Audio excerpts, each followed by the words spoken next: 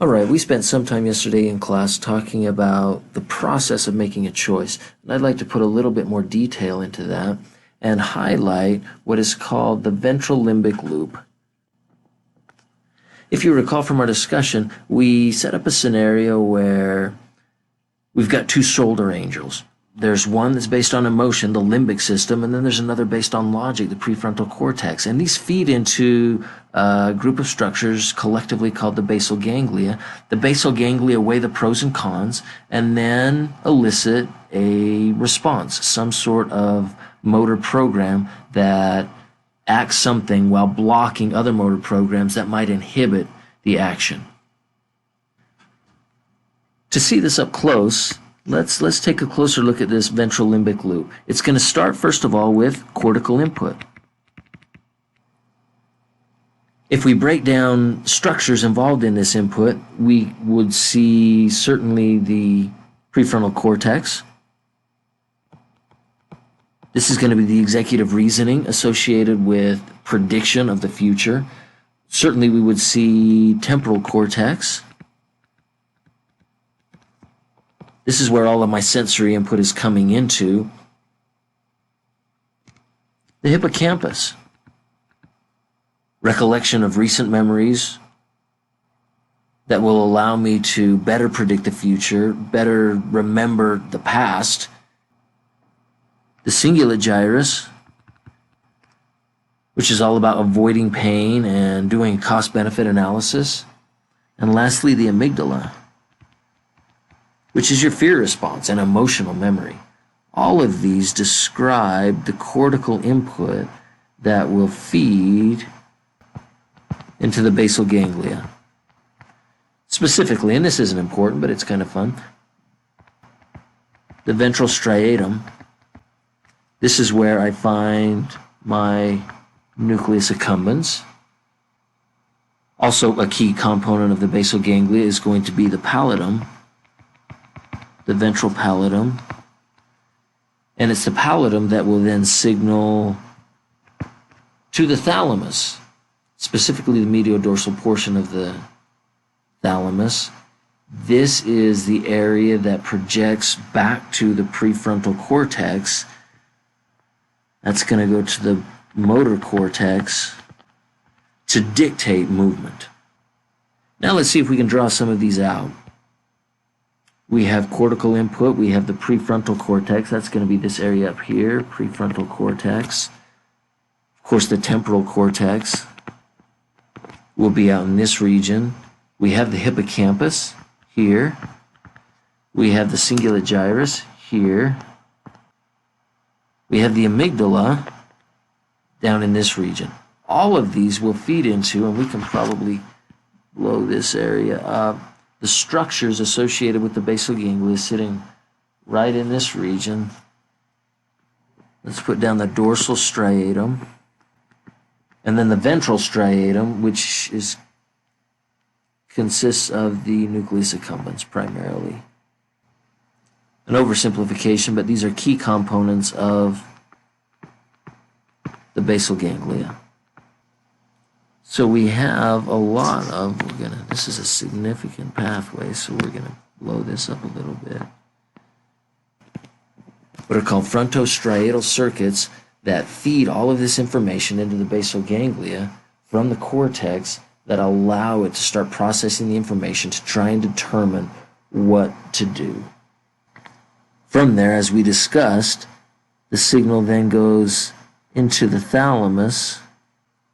The thalamus is going to execute the motor program by sending signals back to the motor cortex, and that's going to allow us to execute a specific motor program, a specific movement or behavior. Okay, now that we've got all of this labeled, one of the key things that I want to do is highlight the role of dopamine in this process. We previously discussed the primary areas where dopamine is being produced. Down here, this region is the substantia nigra, and then right next to it, the VTA. These are both dopamine production centers, and they're going to be key to essentially fine-tuning the system. That's what dopamine in this system is all about. It's all about fine-tuning. And there are 3 different pathways, dopamine pathways, that I would like to discuss. The first one, let's just put these over here. For dopamine pathways, the first one is the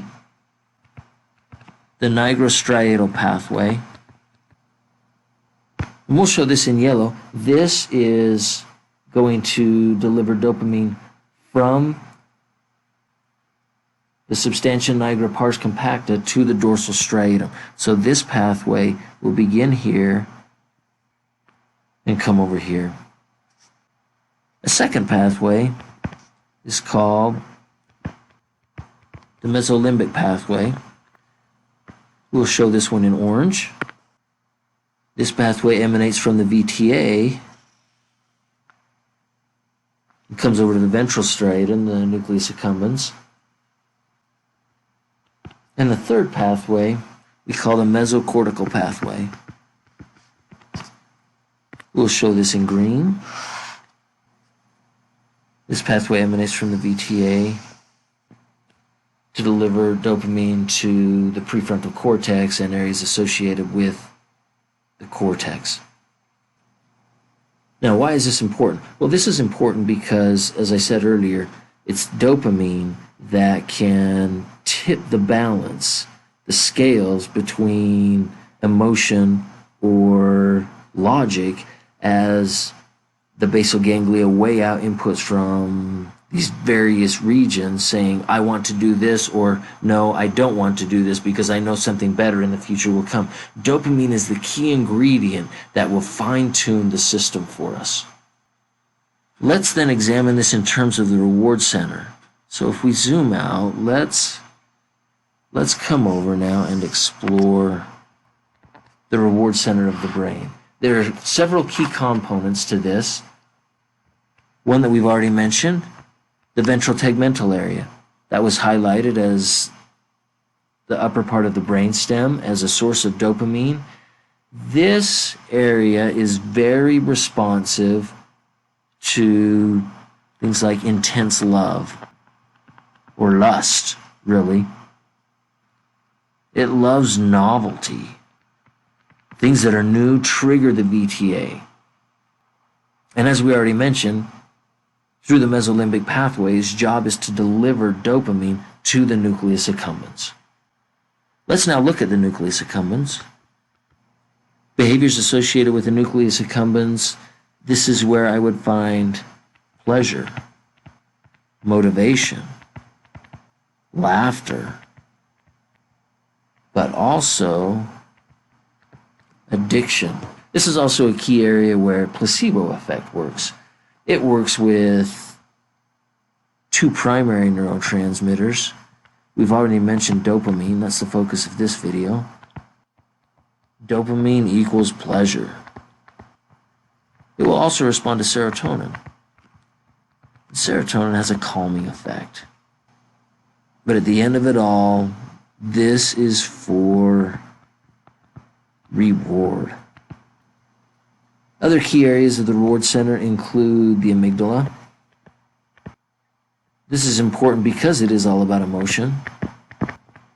And of course, fear is a key motivator for avoidance. And then another area that we haven't talked about before, the septal nuclei. The septal nuclei are important. They lie just beneath the cingulate gyrus. Their job is essentially to block the amygdala and help control the emotional response.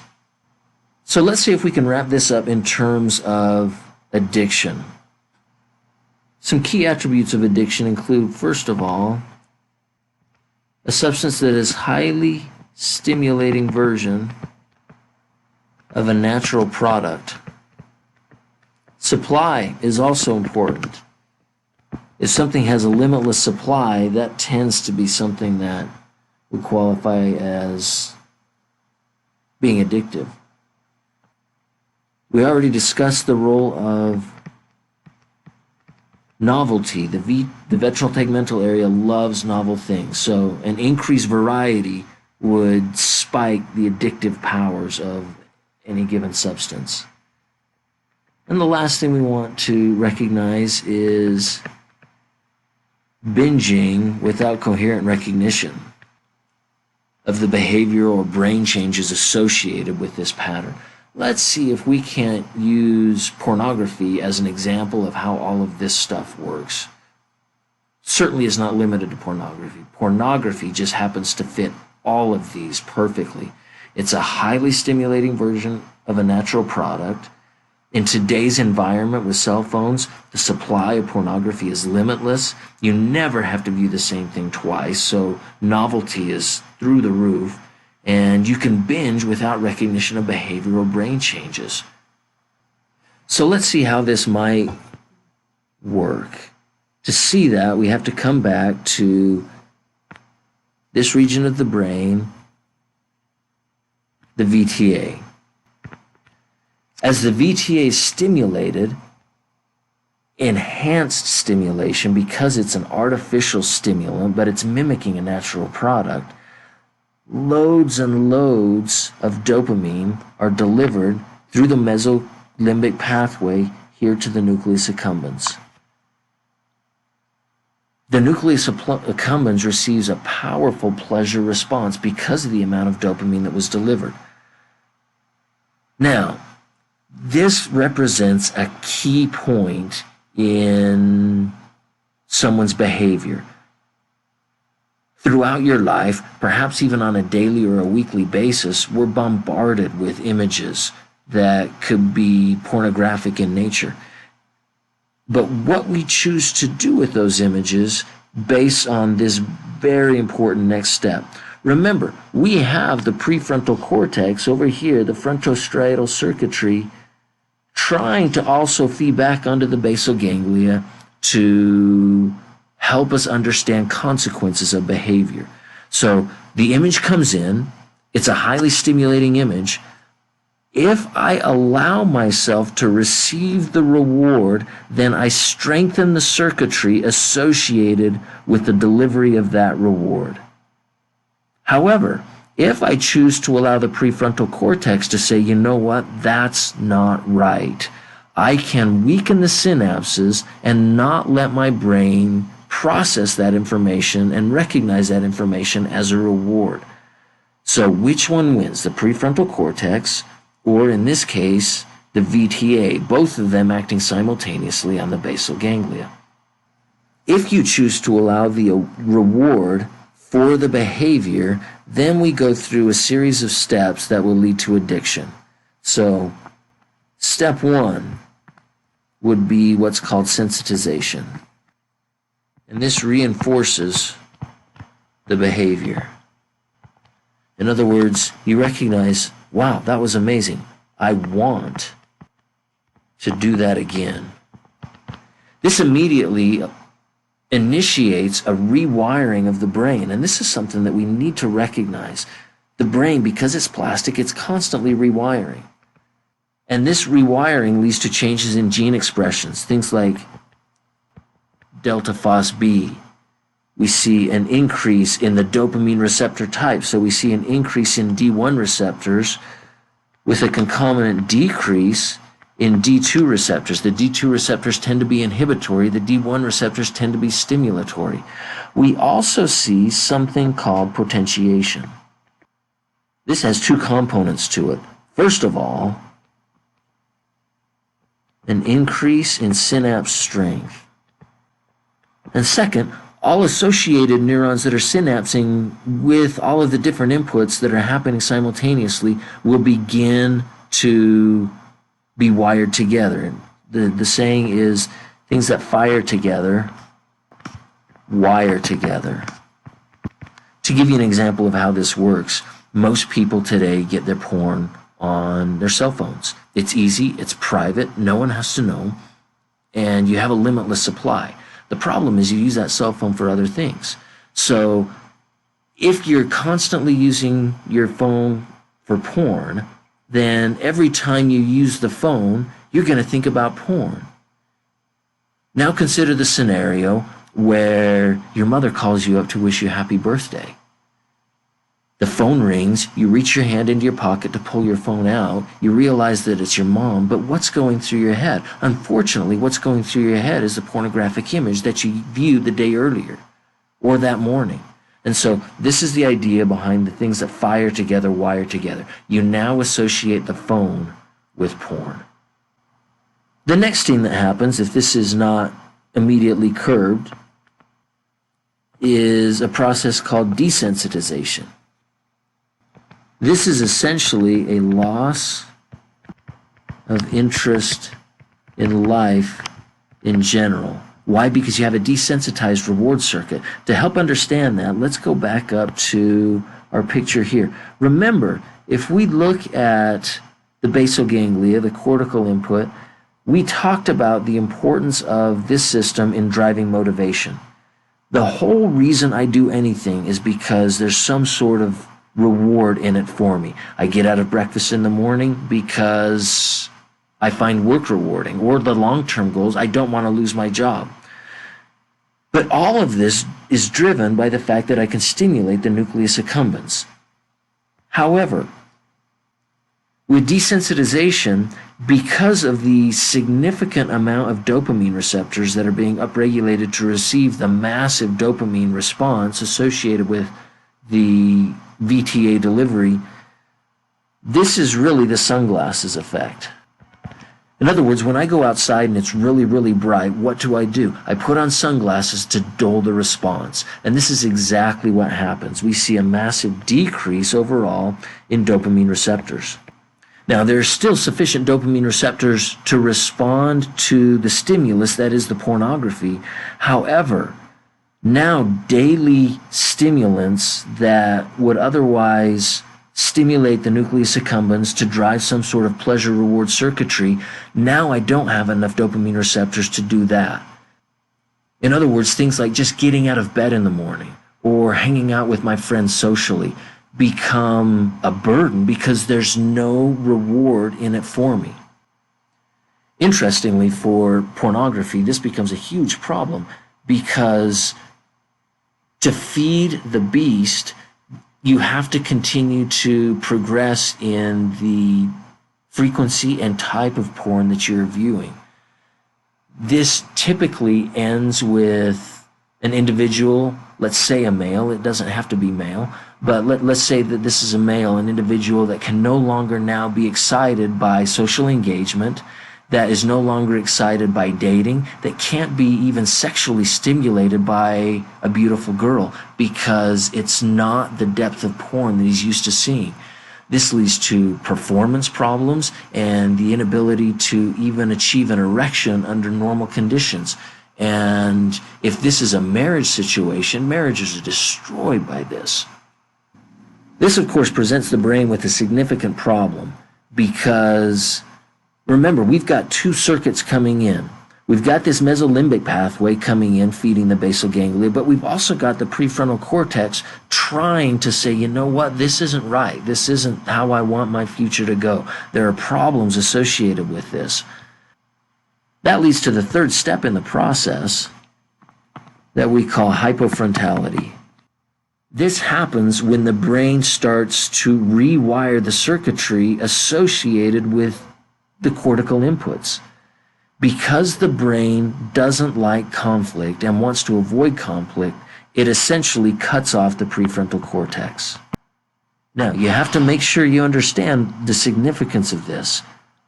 Think of what the prefrontal cortex and its executive reasoning are responsible for. This is going to lead to deficits in planning, attention, judgment, prioritization, self-control, anticipation, organization, impulse control, second thoughts, mood, and importantly, goal-directed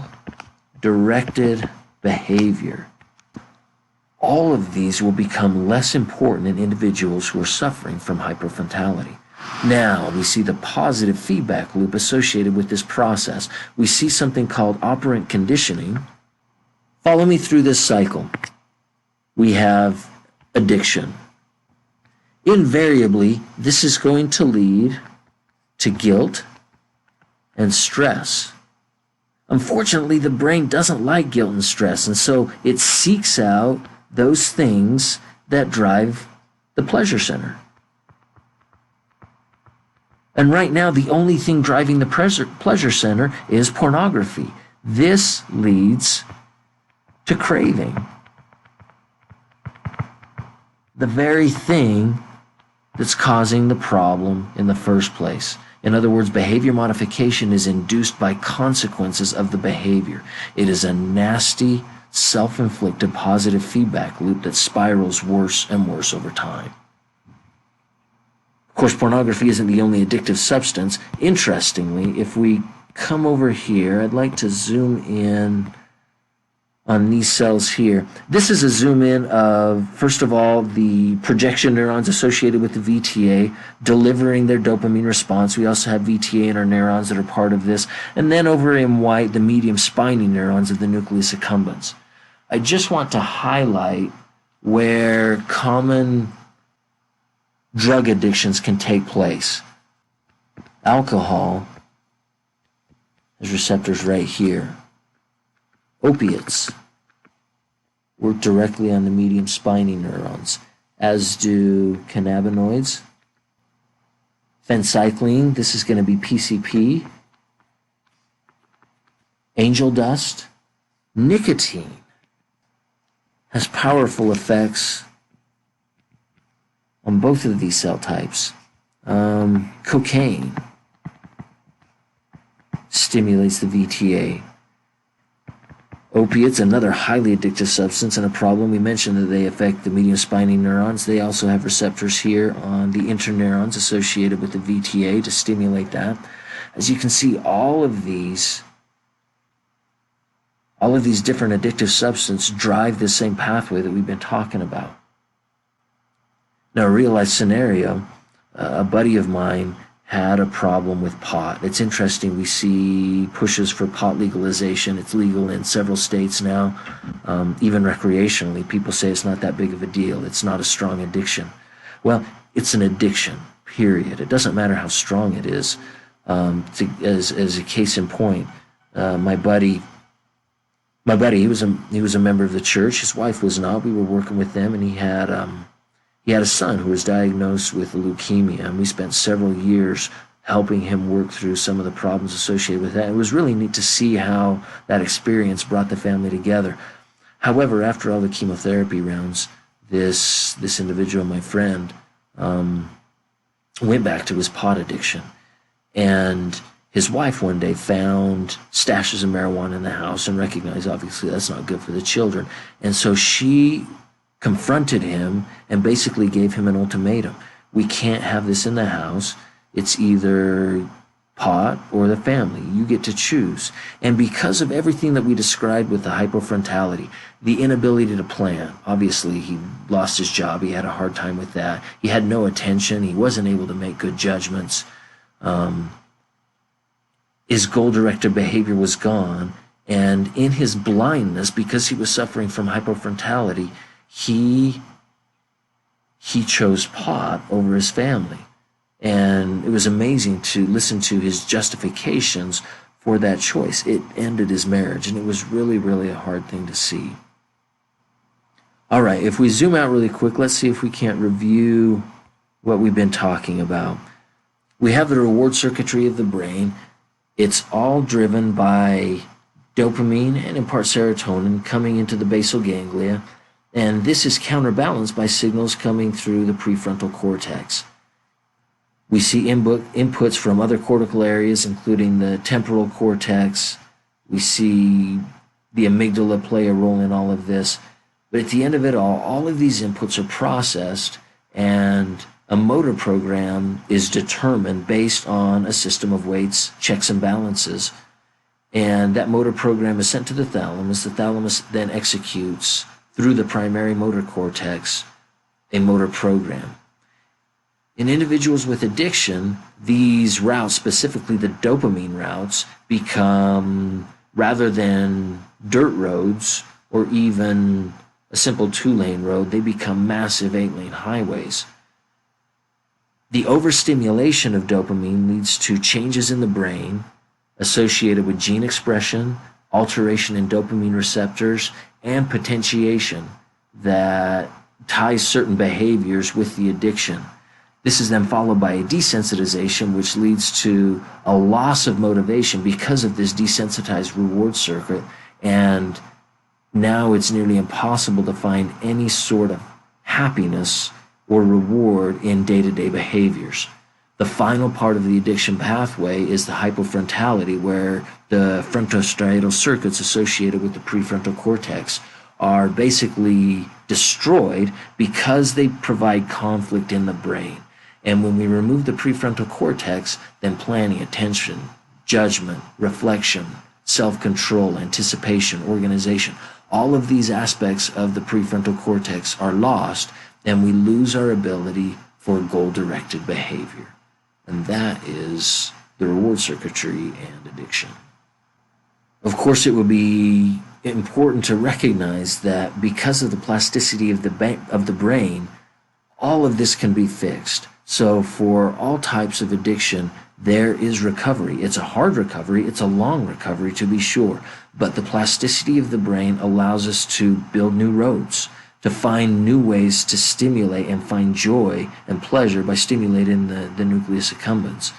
It often comes through peer-to-peer interactions, an increase in love, support groups, and finding behaviors, healthy behaviors, to replace the behaviors associated with the operant conditioning of the negative reinforcement of the addiction itself.